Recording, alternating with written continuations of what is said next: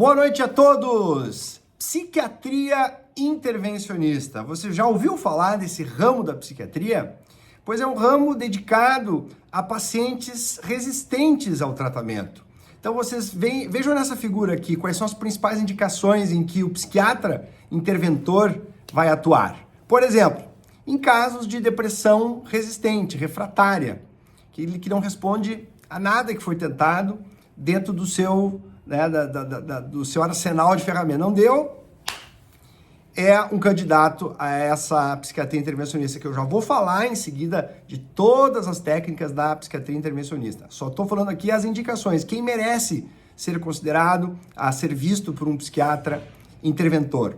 Catatonia, que é o grau máximo de depressão ou de outros transtornos mentais, em que o paciente fica literalmente congelado, ele não consegue se mover, não consegue se alimentar, inclusive isso pode implicar em risco de vida. Esse paciente também é uma indicação para a psiquiatria intervencionista. Assim como mania, esquizofrenia e toque refratários. Então, os pacientes, às vezes, os pacientes de toque, muitas vezes, não conseguem sair de casa porque tem que conferir se está desligado as luzes ou a água foi fechada. Estão sempre voltando e aquilo vai ruminando e não respondem aos medicamentos que são previstos para o transtorno obsessivo compulsivo.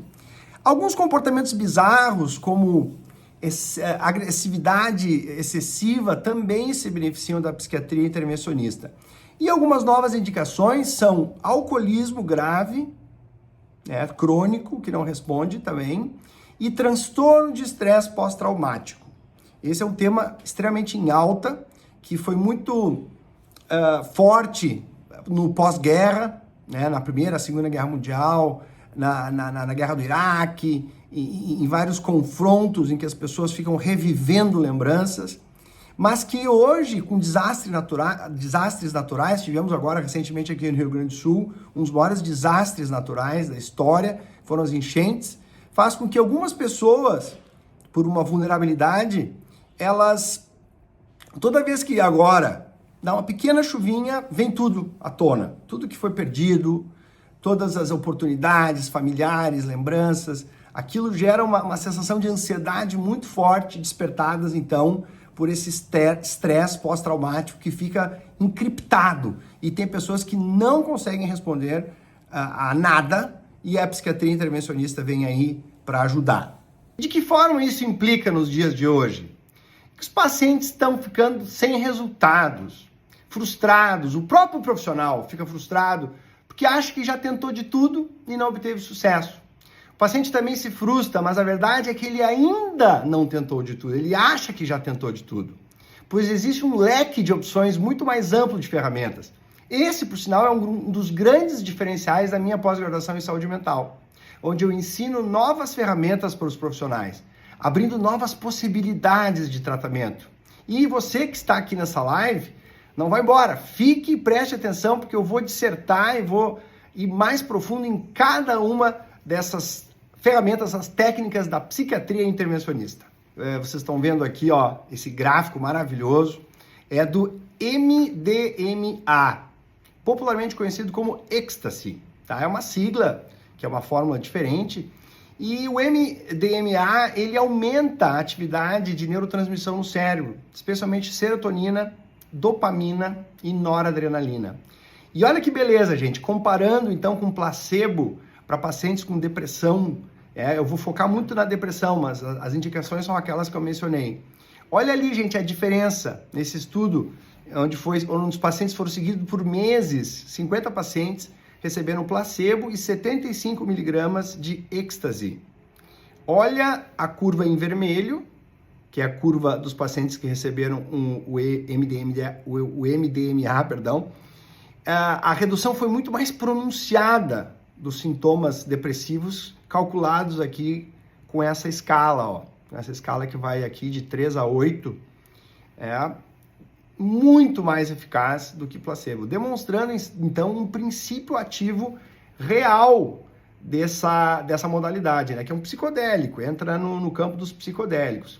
Falando em psicodélico, essa outra figura aqui é muito ilustrativa sobre um outro psicodélico, que é a ketamina, que para alguns é novidade, mas isso é utilizado há mais de 50 anos em anestesias. Ele é um pré-anestésico, pois ele foi descoberto suas propriedades de antagonistas de receptores de NMDA, que faz com que atue sobre o glutamato. Que o glutamato, quando está demais, ele é excitotóxico. Então, ele antagoniza esse receptor e, portanto, diminui a excitotoxicidade glutamatérgica. Aí vocês estão vendo ali, esse estudo não foi comparado com placebo não, hein? Foram 345 pacientes que foram comparados com a eletroconvulsoterapia, que é um dos tratamentos hoje mais potentes para depressão refratária, aquela depressão que não responde a nada, que o sujeito recebe convulsões, né? Recebe atividade elétrica que ele convulsiona e melhora do seu estado de humor. É uma terapia que, apesar de antiga e soa um pouco medieval, ainda é utilizada muito, especialmente em gestantes, que não pode utilizar medicamentos em função do bebê. E olha lá, ó, a ketamina que está em azul, e reparem, todos os estudos que eu estou trazendo aqui são de revistas de alto impacto, tá? Essa aqui, por exemplo, é New England. Olha lá, ó, a diferença, como se separaram as curvas. A ketamina reduziu significativamente a escala de depressão em comparação com ECT. Então vejam a clareza dos resultados na dose ali de 0,5 miligramas por quilo, ou seja, vai depender de pessoa para pessoa, dependendo do peso da pessoa, vai ter uma dose específica. E a ketamina também pode ser utilizada na forma nasal. Olha que interessante, que comercialmente é vendido como Spravato. Aqui foram aqui 670 pacientes que receberam a ketamina nasal de 56 a 84 miligramas. Também o cálculo é o mesmo para intravenoso, é 0,5 miligramas por quilo. Comparados com a quetiapina. Os dois grupos tinham inibidor da recaptação da serotonina, mas um tinha quetiapina para potencializar o efeito e o outro não tinha. Tinha, sim, a ketamina nasal. Spravato. E olha lá, ó, de novo, o Spravato, que está num azul mais escuro, vocês estão vendo ali, ele reduziu muito mais, significativamente mais a escala de depressão. Tá? Esse artigo aqui também foi publicado numa revista de alto impacto. De maneira geral, pessoal, de acordo com essa figura aqui, o protocolo da ketamina, tanto intravenosa quanto intranasal, por sinal, a ketamina, ela tem, como já falei, ela é utilizado em anestesias, então ela tem muita segurança. Ela começa com uma fase de indução que dura mais ou menos um mês, 4 semanas, 2 vezes por semana, tanto nasal quanto intravenosa. A dose é calculada da mesma forma, que no final das contas vai dar entre 56 e 84 miligramas. Depois, mais 5 a 8 semanas, 1 vez por semana. E aí, dependendo da resposta, pode se parar por aqui ou se continua. Se houver necessidade, esse paciente pode ficar até 9 semanas mais, 1 vez a cada 2 semanas. Uma sessão, seja nasal ou seja intravenosa. Intravenosa, o paciente se senta numa cadeira confortável e recebe, então, a intervenção. Uma coisa importante ser dita, em todos os estudos, tá? Esse aqui foi gentilmente cedido pelo professor João Quevedo, que faz parte de vários estudos que foram feitos, estudos internacionais, ele que é professor da pós-graduação em saúde mental, forneceu aqui esse slide em especial. Para todas as intervenções, tem que ter um profissional do lado. Não é simplesmente entrar na sala, receber a intervenção da ketamina e ficar lá esperando e tchau. Não. E deve haver um profissional que conheça o paciente e que faça indagações, arguições, ponderações, que escute o paciente. Porque o que esse medicamento faz? Ele causa o que a gente chama de insight. O paciente tem reflexões muito profundas sobre si mesmo. E isso, para transtornos mentais, é muito importante. Pode ser doloroso. Por isso tem que ter alguém junto. Mas depois da sessão, o paciente ele se dá conta de por quê? Como é que eu tô assim? Como é que eu tô tão deprimido? Eu não tenho razão de estar assim. Coisas desse tipo que acontecem com os pacientes Eu encaminho bastante pacientes para fazer a ketamina depois que falharam em todas as intervenções. Então, pessoal, aqui uma pausa para reflexão, né? Vocês estão vendo a quantidade de intervenções fundamentais, vou falar várias ainda hoje, que um profissional do dia de hoje precisa saber. Em 2024, um profissional de saúde precisa estar habilitado para lidar com essa e outras ferramentas da ciência moderna, que, conforme eu já disse, eu vou descrever. Já vou descrever essa aqui agora, que é bem interessante. A psilocibina. Quem diria, hein? Cogumelo mágico. A psilocibina, para vocês terem uma ideia, seus estudos foram iniciados em 1963 na Universidade de Harvard. E houve ali um desvio, naquela época do movimento hippie. Timothy Leary era o psicólogo responsável pelos estudos da psilocibina, e ele acabou sendo banido e o estudo foi interrompido e resgatado agora, nos anos de hoje, e publicado aqui, como vocês estão vendo nessa figura, simplesmente na melhor revista médica do mundo, que é a New England Journal of Medicine. E olha que interessante, pessoal. Dose única. Só uma dose desse cogumelo, tá? Eles tentaram várias doses, estão vendo ali as doses, ó. A que mais deu certo foi a dose azul, que é de 25 miligramas, então, da psilocibina, que é o que a gente chama de triptamina. Ele atua no receptor 5-HT2, e então, se tu for ver, ele está próximo de um antidepressivo inibidor da recaptação da serotonina. Então, 79 pacientes receberam uma dose, e aí foi 3, 4, 6, 12 semanas com efeito. Então, impressionante os efeitos da psilocibina, desde que realizados dentro de um ambiente médico, né? Eu digo médico, de um ambiente controlado, melhor dizendo. Tá? Porque as pessoas, claro, nós estamos na era do do it yourself, né? Vamos comprar a psilocibina e vamos usar. Calma. Não, porque, de novo, tem que ter um profissional que esteja ali arguindo, provocando reflexões, direcionando, porque muitas vezes os pacientes fazem um voo de pensamento e que não atende às demandas daquele paciente em especial. Olha esse outro estudo aqui da psilocibina. Agora ela comparada com outro antidepressivo. Antes ela foi contra placebo, tá? Ali, ó, triptamina, 5-HT2. E de novo, gente, bateu o escitalopram. Só que aqui foram várias doses, tá? Mas aí já na dose de 25 miligramas, porque não havia dúvida, né? Realmente a dose que funciona. Foi publicado em 2021 ali, ó, com 59 pacientes. E aí foram medidas as escalas. Vocês reparam que a escala de depressão, a escala vermelha ali, ela reduziu muito mais do que a escala azul do escitalopram, que é um inibidor da recaptação da serotonina, um medicamento muito utilizado de maneira rotineira entre pessoas com depressão. E por falar em medicamentos, remédios, diariamente, gente, eu recebo queixas dos meus pacientes, insatisfeitos com diferentes profissionais e diferentes estratégias, pensando, acreditando que já esgotaram todas as possibilidades no tratamento do seu transtorno mental. Já tentaram intervenções medicamentosas quanto não medicamentosas. Mas a verdade é que esses pacientes ainda não tentaram de tudo. Existe um leque de opções mas muito mais amplo de ferramentas. Hoje, eu estou trazendo aqui a psiquiatria intervencionista, que é apenas uma de tantas outras ferramentas que eu ensino na minha pós-graduação em saúde mental. E deixei aqui uma das ferramentas de psiquiatria intervencionista preferidas minhas, porque o meu pós-doutorado foi nesse tema, que é a neuromodulação. Estou fazendo neuromodulação, é a mesma coisa dizer que eu estou fazendo esporte. Como assim? Existem várias formas de neuromodulação.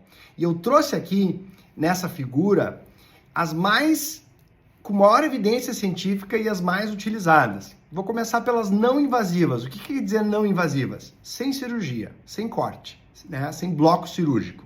Então lá, ó, são siglas, tá? Eu vou convidá-los um pouquinho a reter essas siglas. A primeira delas é o TMS, que é a estimulação magnética transcraniana, ok? Onde se colocam bobinas para depressão no córtex pré-frontal dorsolateral esquerdo e que com uma certa frequência e com um certo número de pulsos, nós conseguimos então, com um certo número de sessões, atenuar de maneira significativa aqueles pacientes que não vêm respondendo, que estão sendo resistentes, ok?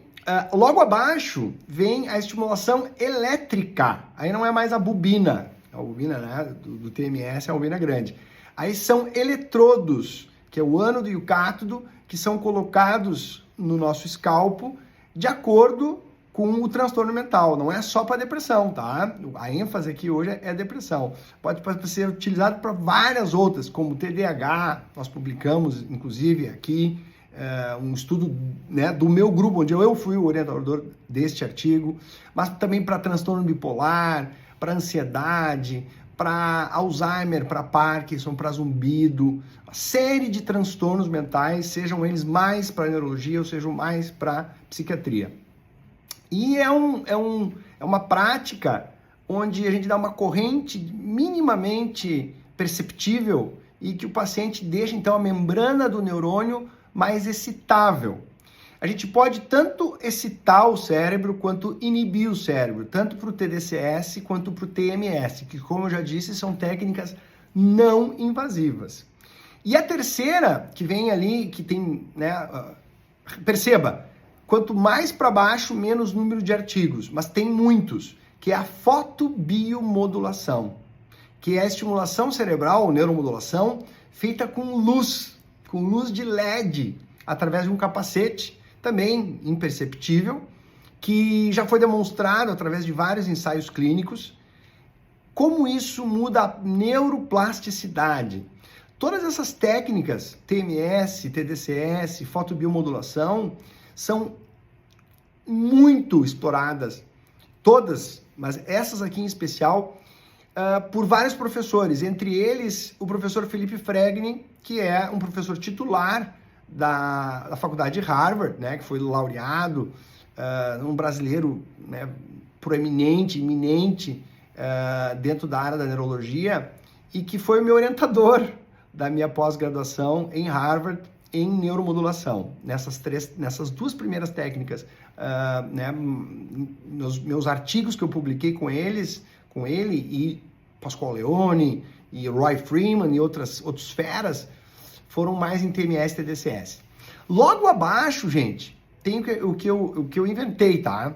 A gente chama de práticas semi-invasivas. Como assim semi-invasivas? Opera ou não precisa operar? Não precisa operar, mas tu precisa criar um circo. Como assim criar um circo? Isso tem que ser feito, gente, dentro de um ambiente hospitalar, tá? Que é o ECT, eu já mencionei antes, eletroconvulsoterapia, um tratamento que já tem aí mais de décadas, né, que foi desenvolvido pelos italianos Bini e que ainda hoje é utilizado para tratamento de depressão refratária, especialmente naqueles pacientes que não podem usar fármacos. Ou seja, em outras palavras, através de duas bobinas, de duas estimuladores, a gente gera convulsão no paciente. É algo um pouco dramático. E essa convulsão, pasme, ela tem um efeito antidepressivo muito pronunciado. Tanto que alguns pacientes, em poucas sessões, saem da catatonia, saem da psicose depressiva, saem de estados graves de depressão através do ECT. Aqui tem um problema, um dos grandes problemas do ECT. Além da estigmatização, de ser algo, de certa forma, agressivo, visualmente falando, muitas vezes alguns pacientes saem da terapia sem depressão, mas também sem um pouquinho de memória. Afeta um pouco a cognição. Para uns mais, para outros menos. Isso é um efeito colateral, então, do ECT. Para isso veio o magnetoconvulsoterapia, que é convulsão também, mas é induzida por magnetismo, que é como se fosse um TMS, só que mais forte, mais contundente. Dá a convulsão, dá o efeito antidepressivo, mas com menos efeitos colaterais cognitivos. Então, é uma terapia que está crescendo, mas vem sendo apontada aí como talvez até uma substituidora para sempre do ECT. a magnetoconvulsoterapia. Finalmente, as técnicas neuromodulatórias, intervencionistas, invasivas. E aí sim, nós vamos precisar operar o paciente. Então, a primeira delas é a DBS, quer dizer, estimulação cerebral profunda, onde nós posicionamos os eletrodos. São mais de 20 áreas possíveis para serem colocadas para depressão. Para Parkinson, por exemplo, se faz a mesma técnica, se coloca no núcleo subtalâmico.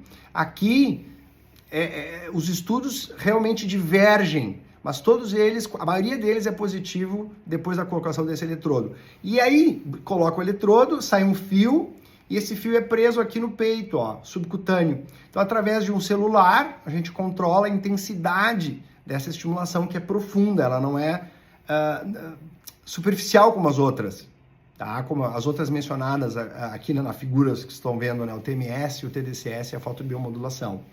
Então, é uma técnica, a gente sempre começa da menos para mais invasiva, e que tem os seus efeitos colaterais, tem seus custos, tem seus riscos, é uma cirurgia como várias, mas é uma ferramenta. E a outra que está ali, NV, é a estimulação cirúrgica do nervo vago.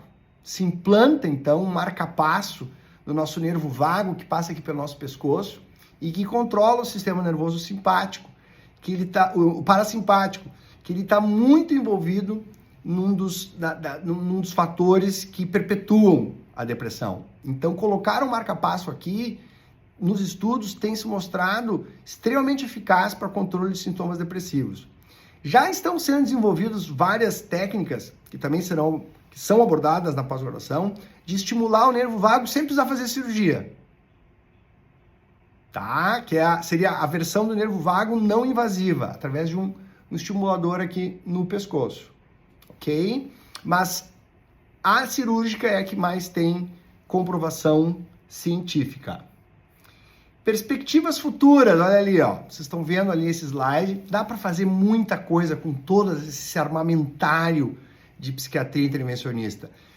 Personalizar, ou seja, dose, tempo, frequência, todas essas técnicas podem ser feitas de maneira personalizada. O João merece mensal, a Maria talvez semestral.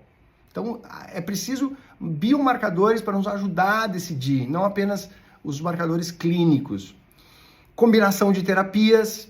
Eu, por exemplo, utilizo muito o TDCS e o TMS juntos, porque um deixa a membrana do neurônio excitada e o outro vai lá e despolariza a membrana. Então, os dois têm uma sinergia plausível, mas poderia misturar psilocibina com estimulação de nervo vago ou ketamina com fotobiomodulação. Então, há espaço para muito estudo e para combinar técnicas sinérgicas, né, que se somam.